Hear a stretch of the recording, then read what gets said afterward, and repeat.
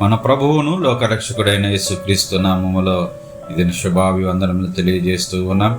పరిశుద్ధ గ్రంథములో నుంచి ఇది వాగ్దానముగా దేవుడు మనకు దయచేసిన వాగ్దానమును చూద్దాం.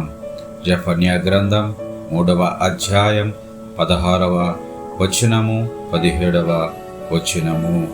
ధైర్యము తెచ్చుకొనుము, నీ దేవుడైన యెహోవా నీ మధ్య ఉన్నాడు.